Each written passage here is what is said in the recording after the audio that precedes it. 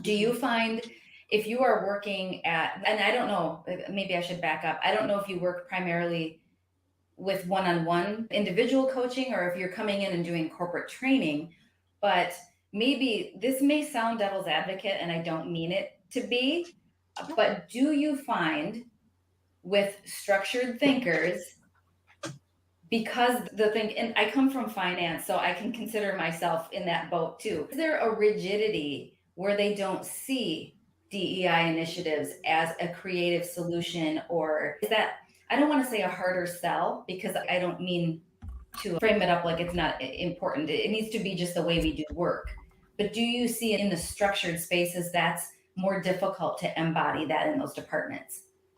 Yes. Okay. And I think from a corporate level, what you just said, this is the way we do work, where they think, oh, this is already working. We have DE&I, we have people of color already in Mhm. our corporations, and they're looking at it from a percentage standpoint. Yes, you Oh, have sure. it. Yeah. But is it working? And part of we say like DE&I, and it goes beyond just like what you see when you look at someone. It's their background, the personal culture, the way that they think, what they have Mhm. like been studying, their career, because all of that contributes to innovation and like creativity Yes. and great problem solving in the office space. So 100%. Thank you for being devil's advocate because, yeah, a lot of times, like, oh, yeah, we're already doing this, but are you really? Because Yes, and it's very easy to look at percentages or data, but it really gets put to the test when you're in a room and I think differently or I solve a problem differently. And is that accepted? Or that's the part of inclusion, right? It's different methods of thinking, the way we see problems. And so I don't know how you measure that. I don't know how you measure that. yeah, one of the things that we do with companies is like when we go in, whether we work on like three areas where we do performance, balance, and DE&I.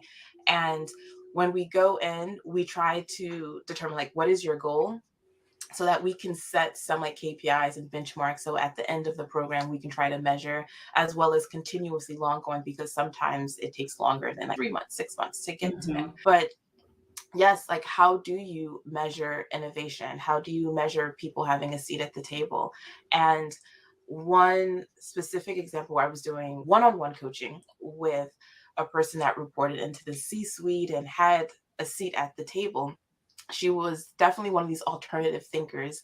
And because she was being pushed back, she finally just decided to take a step down and I was like, I love the company, but this is too much on my mental health to have Ooh. be constantly being pushed back by those who are more they think the same way. So there are ways to measure. A lot of time it's in, if we're talking about performance, how many people are being promoted, or even if we can look at aggregate levels of performance reviews, the numbers and ratings, and like those type of number based measurements to determine what if we're meeting the goal and what needs to change. You mentioned the numbers, and I'm thinking about the lawsuit right now that the National Football League here in the U.S. is going through, where they Mhm. had this program where they're supposed to start hiring and making sure that every club, when they had to hire coaches, they interviewed people of color. And so they are, and they were still making the numbers. We were interviewing this many people. But it turns out after the last 10 years of doing this, they realized that if they do hire a coach of color, they let him go quicker. It doesn't get as much time as the other coach. And most of the time they're just interviewing so they make the numbers. That is culture. That's got to be pretty hard to do. But also, if we play the other side of the fence, there's a thing about being safe. And sometimes we don't want to change our culture because we don't feel it's safe. I'm just wondering when you're doing a workshop, I know you do workshop and personal trainings and things like that, but I'm just wondering what's your game plan to help coaches feel safe in making this change? Yeah, I think part of the thing you have to address is why don't they feel safe? Do you not feel safe because you're up against change? Do you not feel safe because you think you may lose your job, your position, your rank, your power? So those are the type of conversations that's often had in one-on-one coaching. So depending on like the program, we offer workshops, which is more of a collective, and there's certain things people won't say. But I think one of the many, I almost want to say like blessings, or one of the great things I love about Mm. coaching is that in one-on-one, we get to hear the inner thoughts of people. And that's where you can really start not shaping, but helping people get a different perspective on why don't you feel safe. So in a group, people don't feel comfortable being that vulnerable and saying that.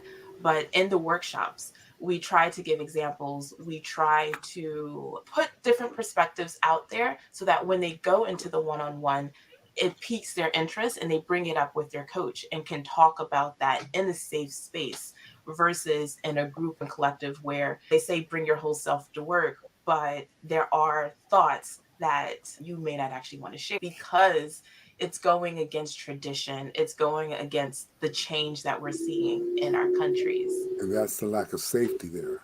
You don't want to bring up the thought because, well, like the example you use, she eventually had to step down because it's getting too beaten up by it. Yeah.